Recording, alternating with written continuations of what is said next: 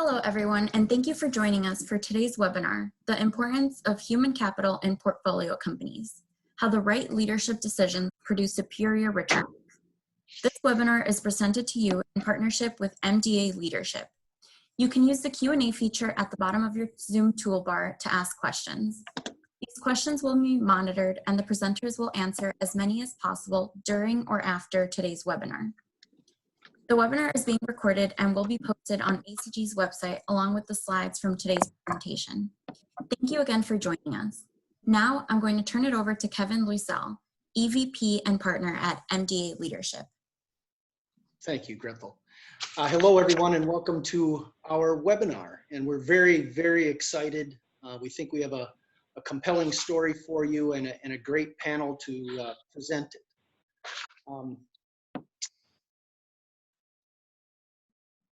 We are MDA Leadership Consulting, and we exist because leadership matters. And it's been proven through a variety of disciplines that better leaders get better results.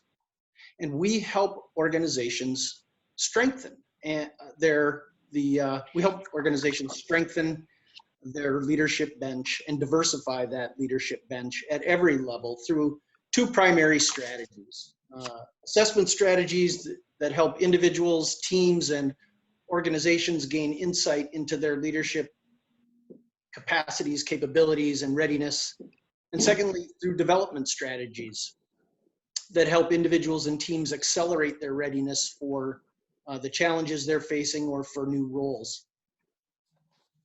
We are headquartered in Minneapolis. We serve organizations large and small here in the US and around the world, public and private.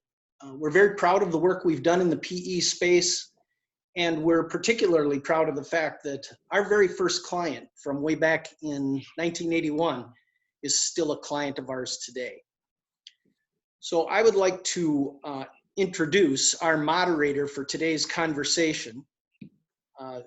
Dr. Sandra Davis is the founder and chair of MDA. Sandra, would you like to introduce yourself, say a few words? I would. Welcome, everyone. I'm very honored to be both a host and a moderator for this conversation today. This whole topic of leadership is near and dear to my heart because a lot of the work that I personally am involved in is with leadership at the top and working with C-suite leaders on the challenges that they face day in and day out in their lives. So, Kevin? I'd also like to introduce you to our esteemed panel, Dr. Jeff Hines, Dennis Lieberson, and Chris Snow. Gentlemen, would you like to say a few words and introduce yourselves too, please? Thanks, Kevin and Sandra. Good morning, everyone. My name is Jeff Hines. I'm a principal consultant at MDA. Been at MDA for 14 years now, and I also lead our practice around private equity. So I've been working closely with the likes of Dennis and Chris for many years, and just really passionate about the work that we do in the private equity space. Happy to be here this morning. Hi, I'm Dennis Lieberson. I'm speaking from Northern Virginia. I'm an operating advisor and board member for a number of private equity firms. I've worked with multiple PE firms and their portfolio companies, predominantly with the Carlyle Group and Charles Bank Capital Partners. Previously, I was the head of human resources, corporate real estate, and capacity planning for Capital One Financial Corporation here in Northern Virginia. Thank you, Dennis. Good morning. I'm Chris Snow. I'm the SVP and Chief Talent Officer at American Residential Services. I've been with ARS for about 4 years now, coming from Memphis, Tennessee, which is our corporate headquarters. Prior to joining ARS, I spent 14 years at Dollar General Corporation, where I was the VP of HR of several different functions. Thank you, Chris, Dennis, Jeff. With that, Sandra, I think the table's set, and I'll turn things over to you. Thank you. So this morning, what we are going to be focused on is talent and leadership talent in particular in portfolio companies. And I suspect that all of you who are listening in on this have certainly had some experience in determining whether the executives who are leading the organization now can lead it into the future that you envision for it and for the investment objectives that you have. So the right leadership gives the business context always the reality of what can work or not. This morning or today, this afternoon, whatever time zone you're listening on, we have several learning objectives. The first is that we really want to reinforce the connection between talent, due diligence, and achieving returns. The second is we want to talk to you about some best practices for assessing and naming a senior leadership team. Third, there is a process here that we hope that by the end you understand about how critical success factors and challenges tie into making the tough talent decisions. And most importantly, we're going to do a deep dive into how one PE firm, namely ARS, significantly increased its value through better leadership. So we're excited to cover all four of those things. And again, as Kevin mentioned at the start, there is a Q&A function, and to the extent that you want to begin putting questions into there, we would love to see that getting populated. Now, this slide just says the value of talent due diligence in private equity. Now, before we jump into hearing from our panelists, I want to set the stage. I bet each of you can in some ways speak to the value of talent due diligence. You know that talent matters. My guess is there have been times when each of you have had the opportunity to see that leadership really mattered in a company's being able to achieve its results. Or I bet you could actually give us anecdotes of times when leadership effectively negated some of the value that you expected to see in the organization. So we know that it matters. But there's also been research. I like this research that came from Harvard Business Review. And Harvard Business Review research really looked at what leadership has to do with financial performance. Now, I actually think the 10 to 15% impact on financial performance is a little low, but according to across all the research that they did, leadership really has an impact on the financial performance of the business. But the bigger impact, which is really significant, is that leadership impacts the ultimate market valuation of the company. That is, the quality of the leadership and the management team make a huge difference in the value that you ultimately can achieve for a firm. And I suspect you have all seen that in various ways. So Dennis, I'm going to actually turn to you because I know you've had a lot of experience as an HR executive, as a board member, and advisor to PE firms. So how is talent important in the PE context in terms of generating better investment outcomes? Thanks, Sandra. So when PE firms are diligencing a potential deal, they start oftentimes with a set of financial models or financial projections for that business. Implicit or explicitly, those projections are based on a number of talent strategies that have to be executed. Let me give you a couple of examples. Oftentimes, when deals are underwritten, the financial projections are based on, and the return modeling is based on the ability to scale of the management team to scale the business, or the ability of that leadership team to scale itself. And so that's an implicit strategy. And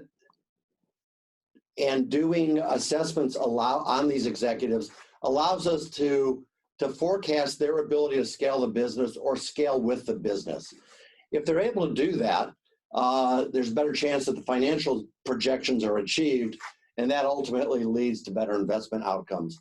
Another strategy that's often more explicit in deal underwriting would be to add a new capability. And that would be something like, we're going to build our capability to do direct-to-consumer digital marketing. That would oftentimes require you to bring somebody into the company who can help build that capability. We would use assessment to increase the probability that the person that we hired would succeed in the role, deliver that strategic imperative, contribute to the financial projections, and therefore improve investment outcomes. Okay. So I want to turn to all of you who happen to be on this call right now. And it's a polling question for you. How important is it for you to have accurate insights into your portfolio company leadership? How important is it for you to have accurate insights into your portfolio company leadership? I'll give you just a moment to respond.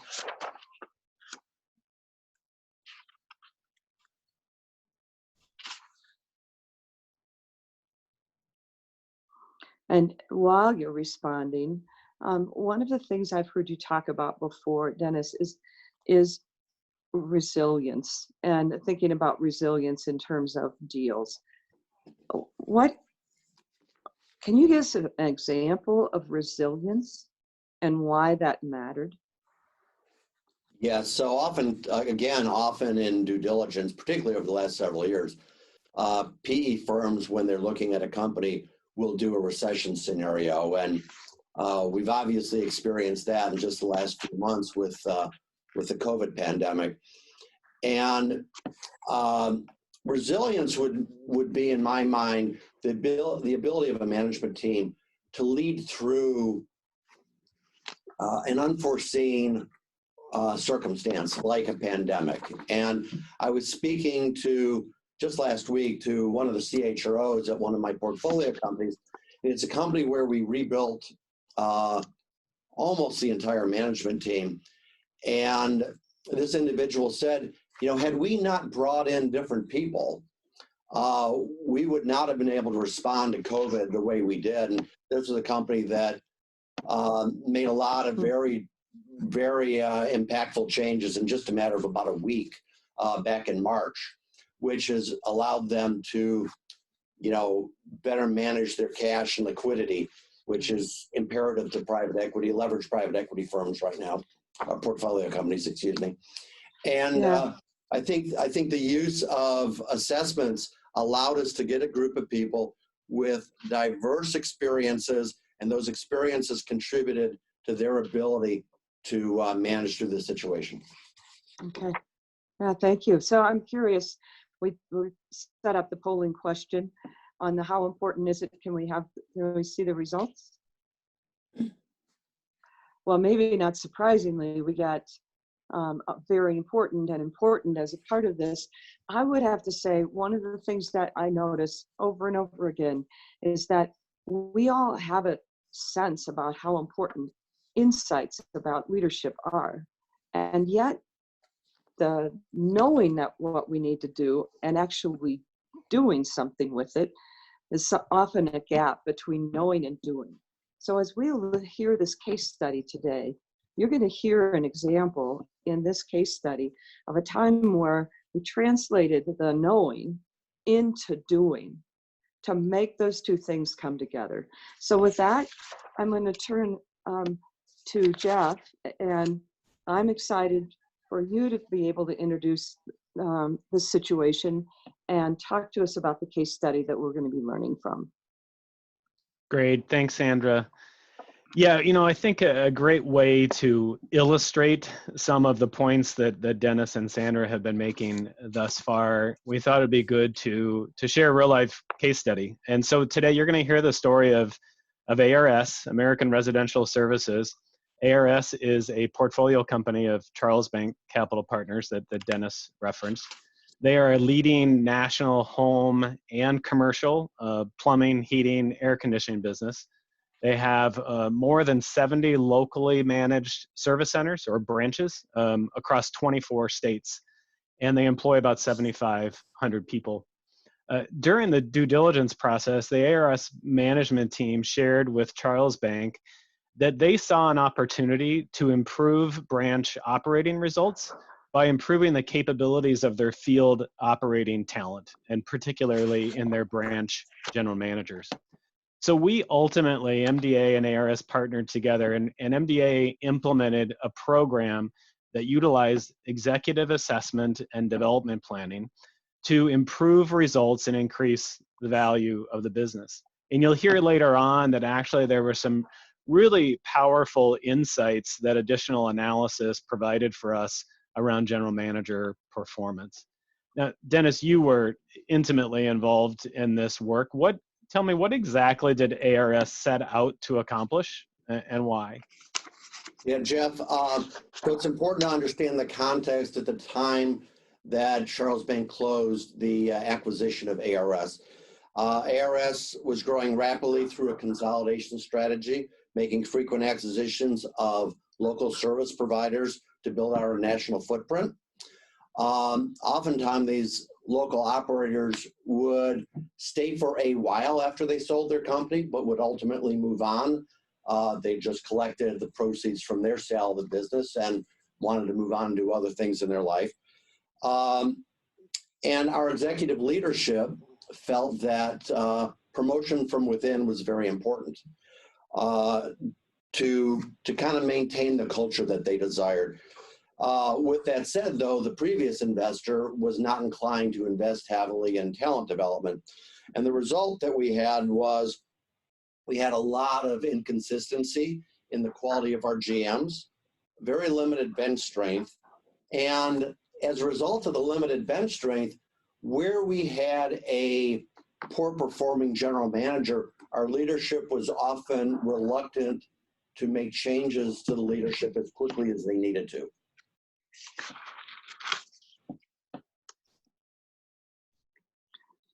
So given that, one of the things that I'm curious about, and I would love to hear Chris speak about the talent strategy. I'd love to hear more about exactly the steps that you took and what you got involved in. I think Dennis set it up nicely. You know, as he indicated, we were very acquisitive in terms of, you know, putting the business together. And so we had a lot of different backgrounds, different experiences coming into that. To obtain those financial outcomes, we really need to have a standardized language and assessment of success profile of who fit and how we would close those gaps. So we partnered with MDA to build out a success profile. And as Dennis indicated, you know, we approached that from both a readiness standpoint in terms of our bench, as well as taking all of our incumbents through that. We came out really looking to have a formalized process. We put them all through what we will talk about in greater depth in a little bit through these subsequent slides, a standardized experience that was tied to an interview, to a standard battery of assessments around cognitive ability, motive, and then through a series of actual business simulations that were custom to ARS. But that was really to come out with, again, a common language around competencies that we could develop and then successfully obtain the business objectives that we had set out ahead of us. Okay. So what you wanted to do in all of this, in terms of all of the objectives, was set, I think was really clear in the way that you just described that. So Jeff, how did MDA approach the business challenge, and what differentiates this approach from others that you're aware of? Yeah, and Kevin, maybe go back one slide. I think this gives one more. This gives us a good overview in terms of the first thing that we really needed to do was make sure that we had the right lens. So as we're looking at that general manager role, we needed to make sure we really understood what does success look like in that role. And so we really needed to define those requirements. And so as you go forward, you know, Chris, say a little bit more about, you know, why did we focus on general managers, and how did you define success for future GMs? Yeah, and I think that's important. I mean, when you look at the different roles that add value to the organization, this is the one role, the general manager role in our organization, that truly determines whether or not we're going to be successful from a profitability standpoint. Our branches are set up where the general managers truly are the CEOs. We are somewhat segmented. We have branches that are both HVAC and plumbing, HVAC only, plumbing only. There are nuances to the branches and the markets. And so those leaders are truly subject matter experts in those areas. They have ownership for everything under that tent. So whether it is the marketing strategy, the ability to leverage margin and sales, the people strategy. So they truly are CEOs. And so we've got to make sure that, we're able to assess the full suite of competencies that are required to do that job and be able to apply that consistently. And that's how we got there. There's a set, and you can see them on there, that are really the non-negotiables. There's some nice to have skill sets as it relates to maybe some marketing sales experience and a little more detailed in terms of technical expertise on HVAC. But these really are the required set of skills that determine whether or not somebody's successful or not. What I think is really important that you speak to here is that you determined that the general manager role is really a mission critical role. That is, as those roles are done well, so goes a great deal of the success of the organization. And I think for many organizations, you could start by just saying, well, let's assess everyone and see what kind of leaders we have. Or you could be more very specifically targeted about what's really going to be most critical to the success. What are mission critical roles for this organization? So it sounds like, Chris, you really answered that. No, we did. And I think that was the whole piece going into it. When I joined, having conversations, especially when you're acquisitive, you have a lot of people that come into the business with different perspective as to what they think are, special about that branch. And that was the whole reason we went through this process, is to say, actually, no, there's a set of competencies that can be applied no matter where you're at in the country or how the branch is set up. And it is predictive. And that's what we did. Okay. So Jeff, how did you all figure out what work the GMs do? And those competencies? As you just said, Sandra, and Chris expanded upon, it was clear that the general manager role is absolutely mission critical, and critical as ARS thought about, continue to grow the business and increase the value of the business. And so we really had to make sure we had that lens correct. And so we spent a lot of time with the ARS leadership team, so executives, people that knew the general manager role really well and knew what success looked like. That might be including regional leaders, high-performing general managers, and spent time really building out this profile. And then with that success profile, MDA then configured an assessment process consisting of a number of things, and you see them here. On one hand, we had a number, each individual, the leader, the general manager, would go through a structured background interview. They would complete some personality inventories, motives inventories, and some cognitive ability tests or problem-solving tests. Those things really provide us with more of the kind of foundational elements, capabilities for the leader, if maybe some of the more hardwired characteristics, if you will. But to really understand a leader's true readiness to lead in a specific role, that requires evidence of their ability to actually translate those raw ingredients, those capabilities, into actual leadership behavior actions. And so to do that, we designed a number of business simulation exercises. And these were really carefully crafted and tailored with the ARS team so that they really mirrored a day in the life of a branch general manager. And so you see here, we custom built 3 exercises. One was more of an analysis exercise where we actually gave them, branch data, financial data, performance metrics, the kinds of things that if they were in that GM role, they would have at their disposal. And that analysis and planning was really an opportunity for them to kind of tell us what they saw, what would they prioritize, what would they do. And then they also engaged in 2 meetings with members of our team, playing the role of a call center leader and an HVAC leader, which both would be direct reports to them in the branch. And so in the end, we provided an experience for them that was, it was very real world, and also provided, I think, gave leaders who maybe in the past hadn't had an abundance of development opportunities, it provided them with this kind of experience to better understand their strengths and opportunities. And it was just very real world. And I don't know, Chris, did you hear some feedback related to that? Yeah, I mean, I think that's the piece that I would say is most critical in terms of it establishing value and credibility, especially with operators. When we worked to build that, that was done with the subject matter experts in each of those functional areas. So when the leaders went through that with true data and like experience in terms of what they either saw themselves doing on a daily or weekly basis, or their supervisors at the time in terms of those that were high potentials, that gave it a great deal of credibility.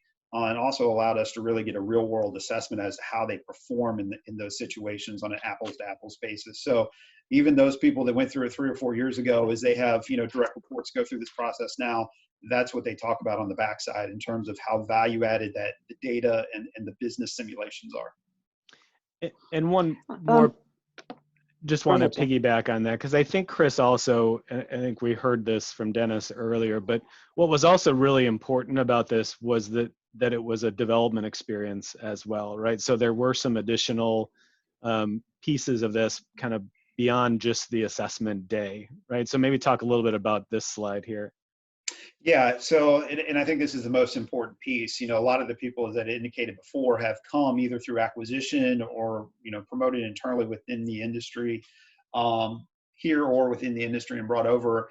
Not a lot of the organizations in our space invest, as Dennis had indicated, in the bench piece to this depth. And so what I would say, the backside of this is really what has created value and traction, in the sense that once they went through this, they sit down with their coach, they get the feedback, in terms of how they did from a strengths and opportunities standpoint, but they immediately go into action planning with their supervisor, their consultant, as well as their HR partner.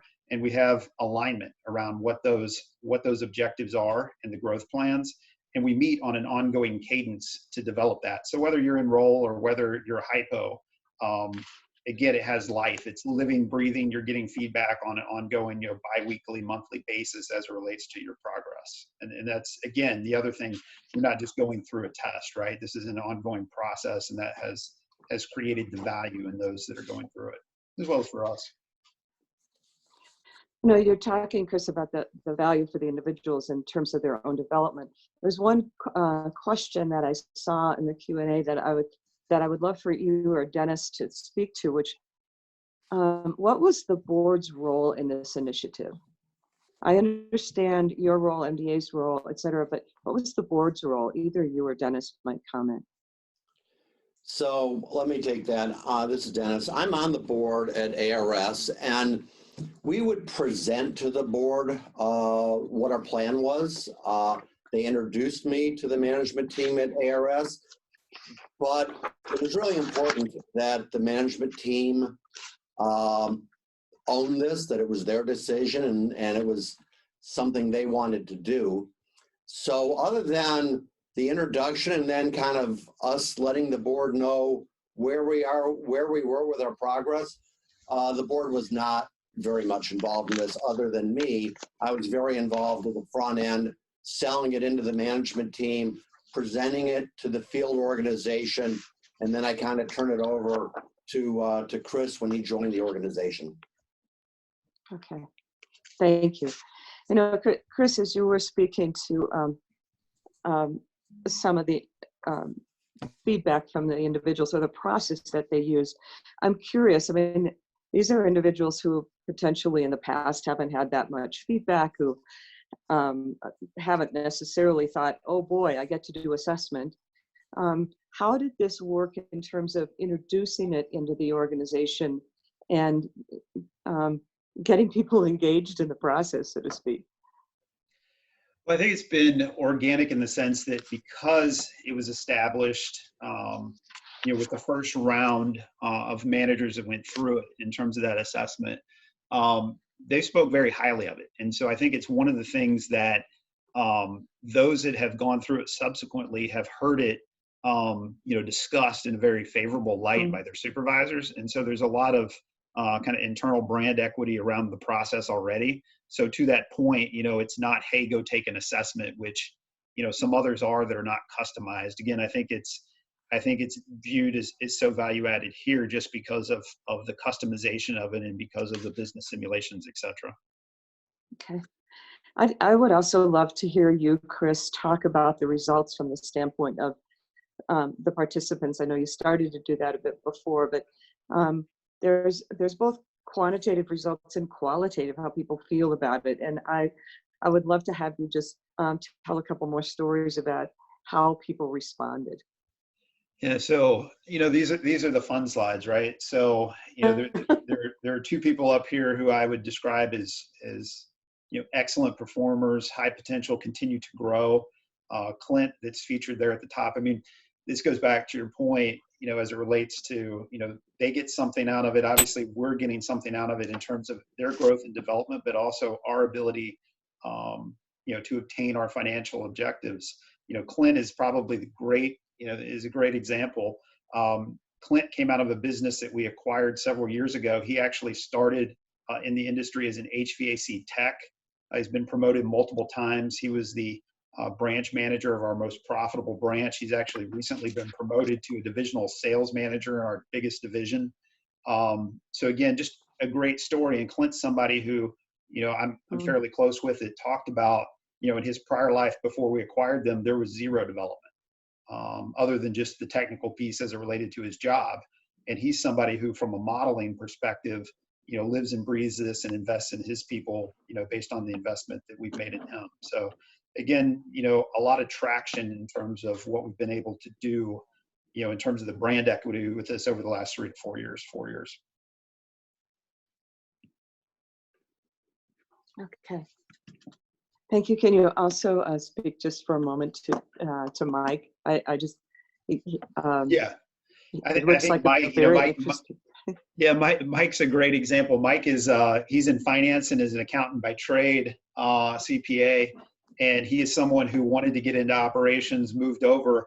When you have conversations with him, he said before he went through the process, he never would have, he had blinders as it related to his opportunities. And if you sit down with him today, again, he runs one of the largest, most successful branches we have. He talks in competencies. He still talks about, hey, these are my strengths. These are the 2 or 3 areas I'm still working on. So again, it's just another example of the traction that it's gotten and how they're thinking now about competencies, in detail. And I suspect people do understand that the organization is making an investment in them for sure. So absolutely. Absolutely. I mean, I think if you see it from top down, and Luis is here, who's our president and COO, it's one of the things that objectively we can sit down and actually, remove emotion, remove, gut feelings, and you're actually able to look at this is a formalized, validated process by which we can sit down and really, gauge real world. How are people going to perform? How do they stack up against our top performers today? It allows us to make much more data-driven decisions. Okay, thank you. And I would love to hear from Dennis on one of the things that we also want to know about is, so does assessment work? I mean, it's great. You've got examples of individuals who feel terrific about the company investing in them. They're saying positive things about the experience. It feels like real life to them. But what do we know about measuring the performance and what the results are? Thanks, Sandra. So we implemented this program in 2015 and 16. And it's important to remember it was predominantly meant to be a development exercise. And then in 2018, and we were doing quite well in 2017, 16 and 17. 2018, our operating results were a little disappointing. They weren't horrible, but a little disappointing. And I was I was questioning whether we were getting our bang for our buck and what we had done. So I pulled a data set together of the assessment results and people's operating metrics and performance ratings and began to play around with it. And I saw very obvious correlations that people who perform better on the assessment actually were doing a better job as evidence through results. People who didn't do as well were not doing as well, right? So, but I got to the limits of my ability to do the analysis. So I introduced a colleague who had worked for me at Capital One to Chris. Together, they pulled together a large data set.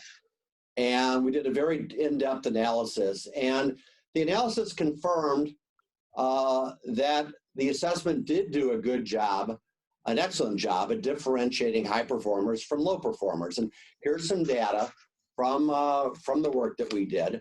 These are 5 of the competencies that we measured, and it showed that were statistically significant in our analysis, and it shows the differential in how people were rated in the assessment by high-performing GMs and low-performing GMs. And as you see on each of these dimensions, there's a substantial difference in the performance level or the mean assessment ratings for these GMs by whether they were high-performing or low-performing. So then our challenge became, if you could advance the slide, our challenge became, how do we take what we've now learned from this analysis and make it an actionable tool for the executives at ARS when they're making personnel decisions? And what we did is we worked with MDA and we modified our assessment report card to incorporate what we learned from this analysis. And one of the things we learned was that there were a couple of tests that we could apply based on how people fared on some of the competencies. And if they didn't do well on those competencies, they had a 75% chance of failing in the job. Think about that you put somebody in a job, and if they went through this assessment, and if you look at the test that we checked here, if they did poorly on 3 of 16 competencies, they had a 75% chance of failing on the job. So what we did was we modified a report card, and this is an illustration from our report card. And what we've heard from the executives is this made it real, and it made it top of mind, because before, when you had 16 ratings on different competencies, it was very difficult for executives who don't work with this stuff every day to say, now, what do I do when someone's good at these competencies and bad at these other ones? And what this gave them was something very actionable that they've now brought into their routine when they look at GMs or potential GMs to make better personnel decisions. Okay. It's a very clear picture on this slide, that's for sure. And I would love to hear from you, Jeff, about anything that you saw around results or decision-making as well. And no, stay on this slide. Thank you. Yeah, I think one of the things, the benefits, and we'll talk more about some of the broader conclusions, but I think what this also did for MDA is that, in all the assessment work that we do, and certainly we know our approach is valid, and the research, bears that out. But this, I think this analysis specific to the general manager role really helped us in our work with ARS. It allowed us to be even more, I think, precise and pointed in the recommendations that we were making, and provide us a level of confidence that was backed up by data. So I think it helped our team to be, like I said, even more precise in providing estimates of potential and readiness. Right.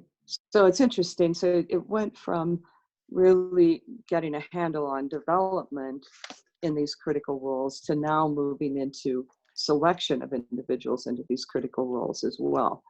And one of the things that there was a question that came in on the Q&A I'm curious about, Jeff. The question was, to what extent have you used either transformative technology or technology in either making selection or hiring decisions? So to what role does technology play in this at this point? Yeah, I mean, I would say certainly the experiences, the simulations that we used leveraged technology. So part of the experience itself leveraged that. And then I would say it's more to this piece that we're talking about now. It's really about the analytics behind that. So the work that Dennis described certainly leveraged a lot of the current and best thinking around how do we, different modeling and statistical analyses to inform these kinds of decisions. Great. So Chris, one of the things I would be curious about is you can take assessment results and look at examples like this and get data for the organization, but there's always the question of, does the organization use the data? And how is it being used? So if you could speak to that, Chris. Yeah, so and I would say from a gate perspective too, in terms of selection, before, again, you didn't necessarily have the apples to apples comparison against the top performers. When we finished this review and built out the assessment dashboard, Dennis and Kevin did, and Jeff did the reveal with the zone presidents. It jumped off the page because we were able to look at, these are our top quartile of current, incumbent GMs in terms of performance. And, it really, I think Dennis said before, it came alive, from the perspective of, this is the percent of chance they're going to potentially fail, right? Or in these competency areas, how do these align with my top quartile of current performers, incumbent performers? And so it really did kind of take it to the next step in the sense that, it was much more real instead of just being a result without a comparison. And so, when we went through, we had the zone presidents, and you can see Scott runs our largest zone in the company. We had subsequent meetings with the DVPs and region managers to walk them through the validation study. And again, the exact same commentary came from them. And it's changed the way they've interviewed. It's changed the way they've gone through selection. And frankly, it's changed the level of engagement, I think, from a heightened perspective as it relates to those that are in, ongoing development programs. That's cool. Oh, I love this statement. The custom validated GM assessment is making us money. That is exactly what you hope to have happen, which means you're using the insights from assessment. It's not just a check the box, we did the assessment. Well, so I'll give one example, and I won't say where it's at, but Scott and I last week actually were going through a branch that switched GMs a year ago. And we have the assessment results from the person that we hired 2 years ago that's no longer there, and compared those against the person that we hired a year ago, who is in the green box. And the financial performance of that branch is jumping off the page. And he said, again, when we looked at it by competency area, if I would have had this 2 years ago and applied it, we wouldn't have had that issue. So again, I think, it's predictive. I think it's great. So I would love to hear now where you are with conclusions, and you can certainly speak to that. And also I would suggest that Jeff and Dennis could also jump into this too, but why don't you start, Chris? Yeah, I mean, I think at this point we now have, we really do have a common language of understanding what does the profile look like. We don't have discussions or debate as to, this branch or the city is different. So we have common, definitions and acceptance of competencies are proven out. And I think, our investment has gone both ways. We talked about it before in terms of, employees, GMs appreciating the fact that, we're investing in them, they're helping drive results. As a caveat, we have, at this point in time, we've improved our overall engagement scores for our GM population and the company as a whole 4 consecutive years. It's the highest it's ever been. And from a retention standpoint, our retention is the best that it's ever been, both at the GM level as well as within the branch. And so I think, these things have a tail in terms of how they impact the business overall. And I think, to that point, it's not just the financial performance, it's the total piece of the total business. And you see that playing through. And then I think, again, just around the consistency, we're all applying the same filter, the same lens, and it's making us better for it. That's very, That's very interesting to hear that, just in the way that you're describing it. So Jeff or Dennis, other things that you want to add into these conclusions? Yeah, Yeah, I'll just say, oh, go ahead, Dennis. Yeah, so let me jump in. We did this to develop our GMs and our cadre of operations talent. And in many respects, it was our executive leadership and those of us on the call right now who learned the most. I think we much better understand what it takes to perform as a general manager now. And because of that, we can select better, we can develop better, and we actually can manage them better as well. And I was just going to say, I loved what Chris said. I mean, it sounds simple, but just that whole concept of common language, I think is really important. And in terms of how does MDA continue to be, a strong talent partner, leadership partner for ARS, is that we have a common language, and it's not a generic assessment profile or experience, but it allows our team to really use that common language as we're providing insights to them. So you really did tailor this to ARS. It isn't that you pulled something off the shelf that says this is what every PE leader needs to be or do. Correct. I don't think if we had done that, I don't think we would have had the same level of insights that we do around this role. It was really critical that it was, I think, both from the assessment standpoint, but also the development standpoint, right? It had to feel real to the participants. Mm-hmm. And it had to really zero in on the actual, capabilities that a general manager needed. So it couldn't be just some kind of cookie cutter or off the shelf approach. Okay, great. So I want to move to some general Q&A from all of you listening in, and I know you've been contributing some questions, and I have seeded a couple of those in as we've gone along. But I do have one more poll question for you before I jump into some of these things, which is this is a private poll for you for communicating with all of us, any of us on this panel, etc. We would love to know how we can support you. So please respond to the poll.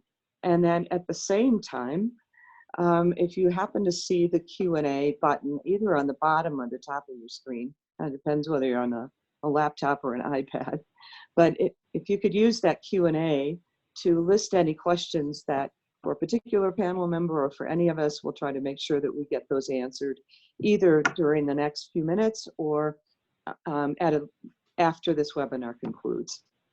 So here are the polling questions for right now, but as we jump into that, and we would, by the way, you will be, any answer that you have to this will be responded back to. So you can know that you will get a personalized answer back from this set of polling questions. I'll give you just a moment to answer the question and to add anything that you might want to on the Q&A. So while you're answering the polling questions or adding to the Q&A, Dennis, you've had a variety of experiences across portfolio companies. And so I would love to hear, how have you used assessment in other portfolio companies or circumstances? I mean, selection, acquisition, due diligence, post. Talk to us a bit about the use of assessment as you see it. Yeah, sure, Sandra. I've used it in portfolio companies predominantly in 4 ways. The first one is what we've described here, with a group of mission critical people that we felt we needed to build to deliver better results. The next one, and I think it's the most common in private equity, is to use it for pre-hire executive selection. And we do that in all of the portfolio companies that I've worked with. And a couple of other areas where I think it's less common, but we found it quite useful. In a couple of situations, we've used it as part of integration of large mergers or tuck-in acquisitions.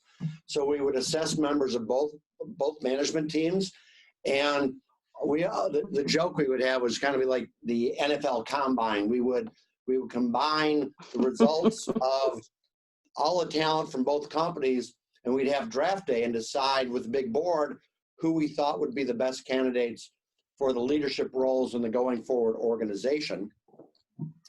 And then the other place we've used it effectively is in due diligence of acquisitions.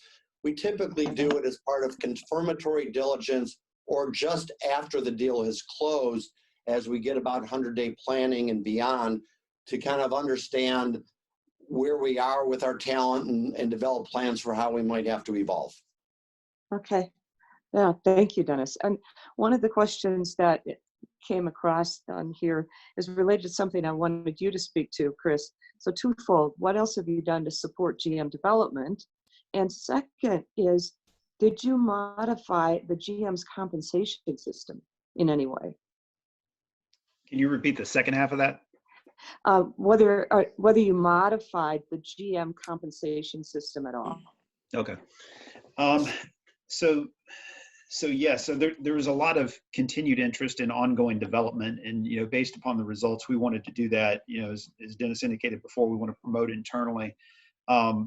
So we have moved and implemented a formalized annual talent review process that is again tied to potential assessment around the competencies. So that is something that we have started, and then we've also invested in a formalized 360 process for all GMs.